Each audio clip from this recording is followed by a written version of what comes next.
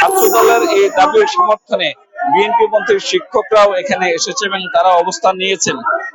এর মধ্যে এখানে প্রক্টোরিয়াল বডির সদস্যরা উপস্থিত হয়েছেন। তারা ছাত্রদল এবং বৈষম্য বিরোধী আন্দোলন যে সমন্বয়ক আছেন তাদেরকে বোঝানোর চেষ্টা করেছেন। তবে প্রক্টর আমাদেরকে জানিয়েছেন যে কোনো পক্ষই অবস্থান তারা ছাড়তে নারাজ, তারা অনড় অবস্থানে থাকার কারণে তাদেরকে এখান থেকে সরানো যায়নি। ফলে যে এখন সাংবাদিকদের ব্রিফ করছেন জাতীয়তাবাদী ছাত্র দলের সভাপতি সুলতান রাহি। আমরা একটু তার সঙ্গে কথা বলতে চাই।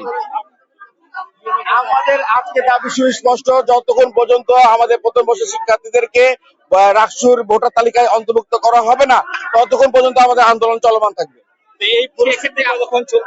যতক্ষণ পর্যন্ত বিশ্ববিদ্যালয় প্রশাসন প্রথম বর্ষের শিক্ষার্থীদেরকে ভোটার তালিকায় অন্তর্ভুক্ত করবে না এবং নিরপেক্ষ নির্বাচনের আস্থা প্রদান করবে না, ততক্ষণ পর্যন্ত আমাদের আন্দোলন চলমান থাকবে। আমরা চাই যে বিশ্ববিদ্যালয়ের প্রথম বর্ষের শিক্ষার্থীদেরকে অনতিবিলম্বে রাকসু ভোটার তালিকায় অন্তর্ভুক্ত করা হবে। আপনার সাথে কথা বলেছে না, এখন পর্যন্ত আমাদের সাথে কথা বলি। আজকে কর্তৃপক্ষ আজকে এই পরিবেশ সৃষ্টি করার জন্য সুপরিকল্পিতভাবে তিনি ষড়যন্ত্র করে আজকে এই পরিবেশ সৃষ্টি করেছেন। কিছুক্ষণ আগে আমরা দেখেছি ছাত্র দলের সভাপতি বলছেন যে তারা দীর্ঘদিন ধরে দাবিটি জানিয়ে আসছিলেন। তফসিল ঘোষণার পর থেকেই প্রথম বর্ষ অর্থাৎ 2024-25 শিক্ষাবর্ষের শিক্ষার্থীদের রাকসু ভোটার তালিকায় নাম অন্তর্ভুক্ত করার দাবি জানিয়ে আসছিলেন, কিন্তু নির্বাচন কমিশন তাদের দাবি সেটি আমলে নেয়নি, সেটি বারবার প্রত্যাখ্যান করেছেন। যার কারণে তারা একেবারে অনড় অবস্থানের কথা জানিয়েছেন যে দাবি পূরণ না হওয়া পর্যন্ত এই অবস্থান ধর্মঘট এবং এই ফর্ম বিতরণ কার্যক্রম চলবে। যে তালা লাগিয়ে রেখেছেন প্রধান ফটকে, সেই তালাটি তারা খুলবেন না।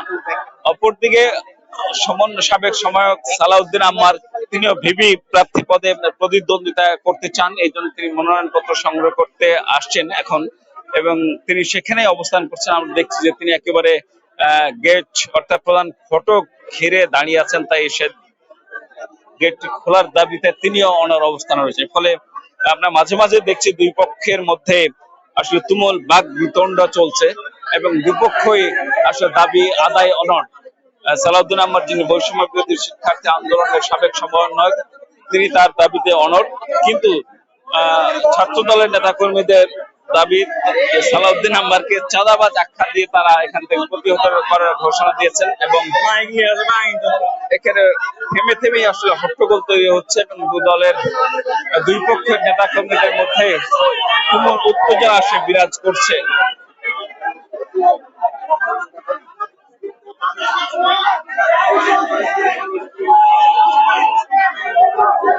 আমরা একটু প্রক্টরের সঙ্গে কথা বলতে চাই। প্রক্টর এসেছেন।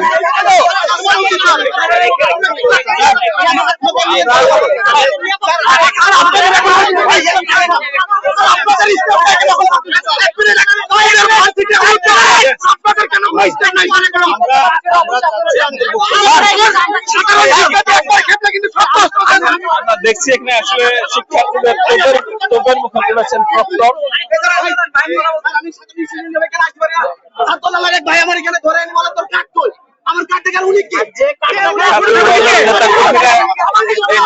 সাধারণ শিক্ষার্থীদের নানাভাবে ব্যবস্থা করতে এই অভিযোগ তারা জানাচ্ছেন।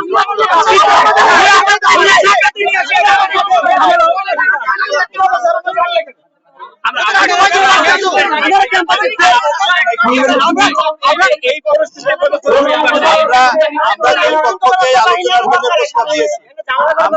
আমরা দুই পক্ষ শিক্ষার্থীদের যে দুই গ্রুপ সবার দাবির প্রতি আমরা শ্রদ্ধাশীল। সেই শ্রদ্ধাশীল থেকে আমরা তাদেরকে আলোচনার আহ্বান জানাচ্ছি।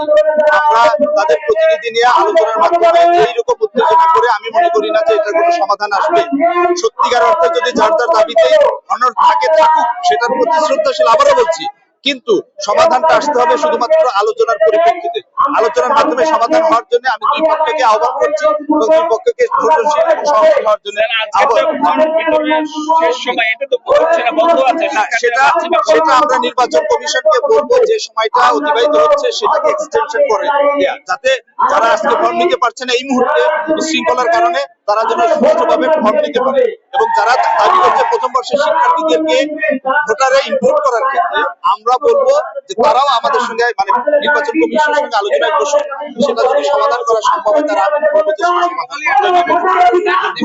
কথা বলছিলেন রাজশাহী বিশ্ববিদ্যালয়ের প্রক্টর। তিনি বলছেন যে দুই পক্ষের সাথেই তারা আলোচনায় বসে কথা বলেছেন, কিন্তু কোনো পক্ষই আসলে আলোচনার টেবিলে বসতে চায় না। এই কারণে মূলত এই পরিস্থিতি তৈরি হচ্ছে, কারণ দুপক্ষই আসলে নিজ নিজ পক্ষের দাবি আদায়ে অনড় অবস্থানে আছে। আমরা কথা বলেছিলাম প্রক্টরের সাথে, তিনি আরো বলছেন যে আজকে যেহেতু মনোনয়ন পত্র বিতরণের শেষ দিন ছিল, যেহেতু সকাল থেকে মনোনয়ন পত্র বিতরণ সম্ভব হচ্ছে না বা নির্বাচন কমিশন এই কাজটি করতে পারছেন না ছাত্র দলের এই উদ্ভূত পরিস্থিতিতে, এই কারণে আগামীতে হয়তো এই সময়সীমা আরো বাড়াতে হতে পারে, এরকম তিনি একটা আভাস দিয়েছেন। আমরা দেখছি যে এখানে আসলে অনবরত ভাবে ছাত্র দলের নেতারা আসলে বক্তব্য দিচ্ছেন, এবং সালাউদ্দিন আম্মারকেও আমরা দেখছি তিনি প্রধান ফটক ধরে একেবারে দাঁড়িয়ে আছেন এবং তিনি সেখান থেকে সরতে চাইছেন না। তাকে বারবার সরিয়ে দেওয়ার চেষ্টা করেছে ছাত্র দলের নেতাকর্মীরা, কিন্তু তিনি তার দাবিতে অনড় অবস্থানে রয়েছেন।